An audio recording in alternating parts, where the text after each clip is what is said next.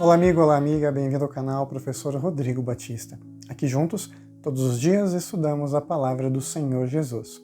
Hoje então é segunda-feira, dia 24 de novembro. Olha só, falta um mês para o Natal. Que Deus abençoe a gente e prepare o nosso coração, renovando sempre a esperança em Jesus. Hoje o nosso tema de estudo é a terra como dádiva. Nós já vimos até aqui que Deus deu a terra de Canaã ao povo de Israel, que isso era uma herança que Deus havia dado a Abraão, a Isaac e a Jacó, e agora aos seus descendentes. Mas uma herança que eles tiveram que trabalhar duro para conquistar, para cuidar, para cultivar e manter. Só que o povo de Israel aprendeu durante toda a sua jornada, dos 40 anos no deserto, e durante os 7, 8 anos em que eles estiveram ali com Josué à frente, batalhando e conquistando a terra prometida, que eles só tinham poder e vitória quando eles estavam com Deus. Quando o povo de Deus, o povo de Israel, abandonava a Deus, virava as costas para o Senhor, eles perdiam a propriedade, perdiam a terra, perdiam tudo. Eles não eram capazes de vencer os seus inimigos quando não estavam com Deus. Mas quando as suas mãos e as mãos de Deus estavam unidas, eles venciam qualquer adversário. Seja qual for o inimigo, eles conseguiam derrotar. E Deus, muito mais do que eles mesmos, fazia todo o milagre. Conduzia eles e fazia milagres ainda maiores, permitindo que o povo de Israel vivesse, lutasse e vencesse na terra que Deus havia dado a eles como uma dádiva, como um presente. Só que a terra não era só deles, a terra era de Deus. E Deus deu a eles uma terra especial, uma pátria para chamar deles, uma terra para ser nossa, né? A gente pode usar essa expressão. A terra de Canaã era deles. Eles eram agora os israelitas, não apenas cananitas que viviam naquela terra. Aquela terra era a terra de Israel. Eles podiam chamar delas, tinha uma pátria, tinha uma nação para defender, para mostrar ao mundo que a luz de Deus, o seu conhecimento e a comunhão com Deus prevalece. E assim a luz não destrói, pelo contrário, ela destrói a escuridão e revela o brilho do Senhor, ela dá amor, ela dá vida. Esse é o significado da palavra de Deus. Uma luz que ilumina a todo ser, e todo aquele que aceita a luz, ele é salvo pela graça de Deus. A luz só destrói o pecado, destrói a escuridão, e aquele que se agarra às trevas, como aconteceu com muitos dos povos que habitavam a terra de Canaã, que foram resistentes à palavra de Deus, não deixaram o povo de Israel habitar na sua própria terra, e por fim foram derrotados, destruídos, aniquilados, não simplesmente porque o povo de Israel tinha forças, mas porque Deus deu a Israel a vitória. Tudo em Israel dependia de Deus. Hoje, esse é um exemplo pra gente. A gente só consegue vitória confiando em Deus, confiando que Deus tem o melhor, que Ele tem um propósito que a gente não consegue entender, mas Deus tem um porquê. Eu sei porque eu posso dizer isso para você, porque eu sinto isso no meu coração. Às vezes eu não tenho a resposta. Geralmente eu não tenho a resposta. E muitas vezes eu fico muito triste diante do silêncio aparente de Deus. Mas eu sei que muito mais do que os meus sentimentos, Deus me mostra na sua palavra que Ele tem um plano, Ele tem um propósito, e muito mais do que eu posso sonhar ou pensar ou mesmo sentir, Deus com certeza está cuidando de mim hoje, assim como cuida de você nesse exato momento. Independente de quais sejam as circunstâncias da sua vida, Deus está do seu lado, assim como está do meu.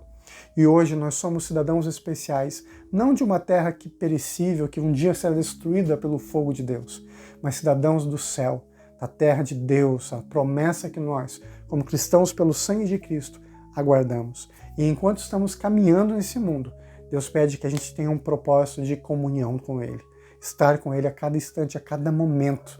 E olha só o que a palavra de Deus diz pra gente no Salmo capítulo 24, verso 1. Salmo 24, verso 1 diz o seguinte: Ao Senhor pertence a terra e tudo o que nela se contém, o mundo e os que nele habitam.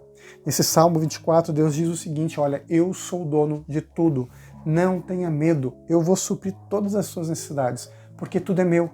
É um lembrete divino, na verdade, daquilo que é básico. Deus é o Criador, Deus é o Senhor, e Ele sabe o que está fazendo. A gente precisa aprender a confiar em Deus a cada passo que a gente dá nesse mundo.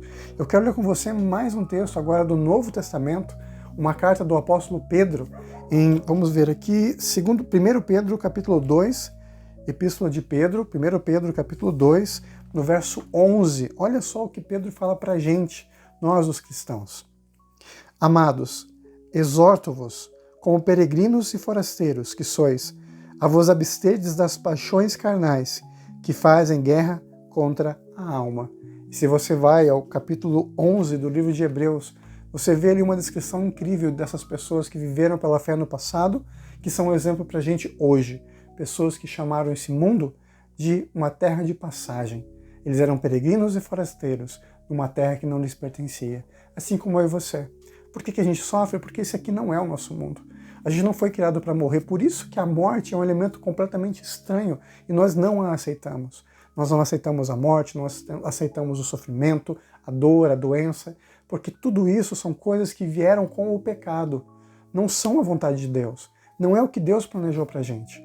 Mas existe sim uma pátria superior, uma pátria celestial, onde essas coisas não existem. E a promessa de Deus é que enquanto estamos nesse mundo, se nós reconhecermos que somos do céu, um dia Jesus nos levará para lá.